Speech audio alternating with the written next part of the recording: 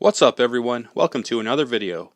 In this video, I'll show you how to replace the headlight bulb in a 2014 generation Chevy Impala. Check to see what the correct bulb is for your specific year and trim package.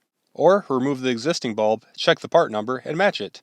A variety of different bulbs have been used in this generation of Impala. I'm using bulb number 9012 for this 2014 LS. First, pull the hood release lever to open the hood. Next, push the hood latch to the right and lift the hood. I will do both sides, but I'll do the passenger side first, because it has the most clearance and is the easiest to see the procedure. The headlight is here, follow it back, and the bulb is located behind this dome-shaped plastic cover. First, rotate the cover counterclockwise, then pull it out. It has a blue O-ring, which is what provides the seal. Now the light bulb is exposed. Rotate the bulb counterclockwise, then pull it straight out. Here's the light bulb.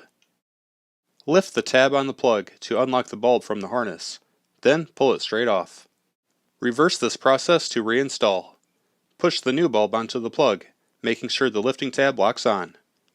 Insert the bulb into the housing with the plug vertical. Rotate the bulb clockwise to lock it in. Insert the cover and rotate clockwise to lock it in. Done! Now, let's do the driver's side. There are some obstructions that make it more difficult, but the procedure is the same. Rotate the plastic cover counterclockwise and remove it. I was able to sneak it to the side, toward the center of the car, to get it out of the way.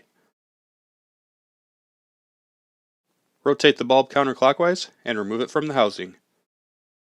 Lift the locking tab and swap in the new bulb.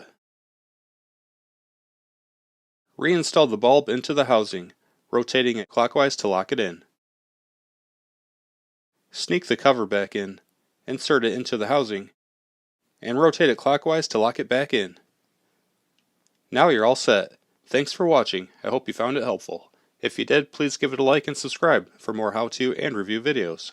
Drop any comments below, and I'll see you in the next video.